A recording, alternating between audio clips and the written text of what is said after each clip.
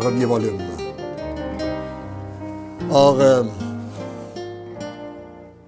bonjour à vous, chers choisis de Jésus. Je suis très heureux aujourd'hui de vous partager un enseignement qui pour moi est très important sur l'importance de la vérité et ce qu'est la vérité. Parce que très souvent, cette vérité, elle est déformée, ou beaucoup de gens pensent avoir la vérité. Et alors donc, voici la prière, ma prière.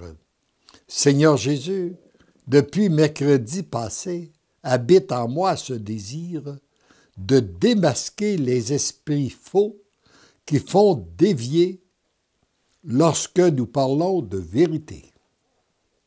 Je vous demande pour moi et pour le groupe de prière, et je le demande en même temps pour vous tous, un enseignement à ce sujet. Merci d'entendre ma prière. Je vous aime. La réponse, mon tout petit. C'est dans la joie que je réponds à ta demande, car la vérité est souvent déformée, parce que chacun ou chacune veut apporter sa vérité. Et il n'y a pas plusieurs vérités, il n'y en a qu'une. Et elle est la même pour tous. Pour l'obtenir, il faut d'abord la demander, avec un cœur prêt à l'accueillir, c'est-à-dire un cœur prêt à renoncer à ses pensées propres, à sa façon de voir, un cœur prêt à interpréter les choses ou les événements de la vie à la lumière de la foi, selon ma parole et l'interprétation donnée par mon Église. Voyez-vous toute la disposition pour entrer dans un monde de vérité, sa parole, la parole de Dieu et la vérité et l'enseignement de notre Église. Bientôt, très bientôt, viendra un temps où l'ennemi ne viendra plus semer l'ivraie quand le bon grain est semé. Voici comment vous pouvez reconnaître l'ivraie et les faussetés qui s'infiltrent à travers la vérité. Elles ne sont pas en tout point conformes avec la parole de Dieu. Elles ne contribuent pas à faire grandir l'amour. Au contraire, elles créent la division. J'ai entendu parfois des gens dire « Ben moi, je vais dire ta vérité, je vais te dire ta vérité. » Puis là, on en profite pour déferler, pour se vider le cœur sur la haine qui habite. Alors, ce n'est pas ça la vérité, là. Alors, parce que ça crée la division, tout ce qui crée la division. Elle n'invite pas au dépassement et à la générosité. Elle ne respecte pas les valeurs fondamentales, comme la personne, le mariage, la famille, etc. Elles permettent à la personne qui les aimait de sortir sa mauvaise agressivité. Elles favorisent l'égoïsme et l'orgueil.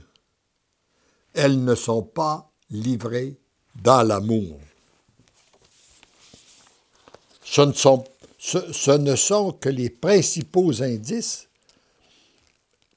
qui vous permettent de détecter les faussetés lorsque vous constaterez l'un ou plusieurs de ces points.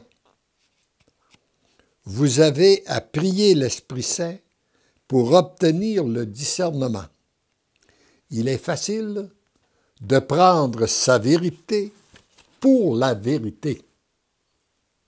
Et l'ennemi cherche toujours à créer la division lorsqu'il y a des opinions qui sont contraires.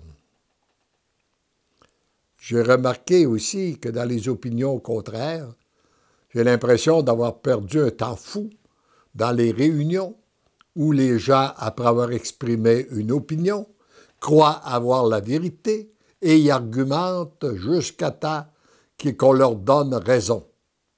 Ça, pour moi, ça ne favorise pas la vérité. Ce qui favorise la vérité, c'est lorsque j'émets mon opinion, que je me mets à l'écoute des commentaires des autres. Et souvent, le Seigneur nous donne une parcelle de vérité et il la complète à travers les autres. Il est donc important de ne pas lui donner de prise. Et le moyen par excellence, c'est de toujours prier avant de contredire qui que ce soit. De s'assurer que l'opinion contraire est bien discernée et enfin que la livraison est faite dans l'amour. Il est préférable de rater une occasion de dire la vérité que de dire une fausseté ou d'ouvrir une blessure qui incite la personne à s'ancrer dans sa fausseté. Je la répète, tellement important.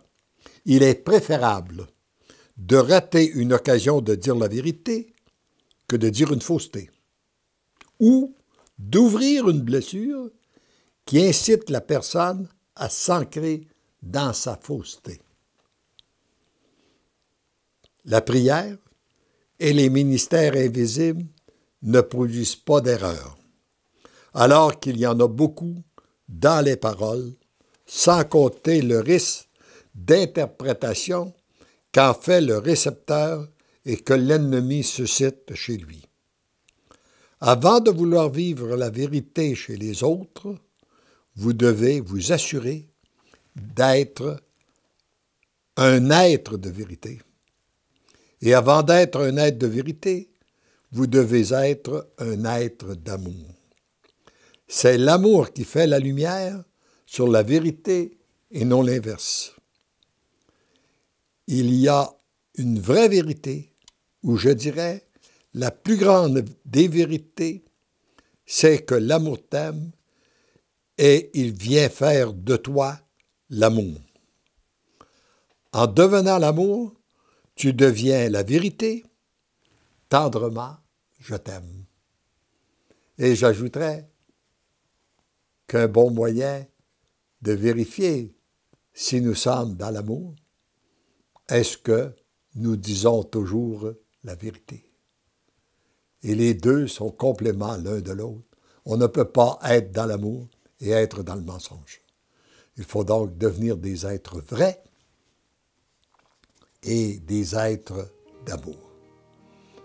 Alors, c'est le vœu que je formule pour vous tous qui m'écoutez, que vous deveniez tous, que nous devenions, on va demander au Seigneur que nous puissions tous devenir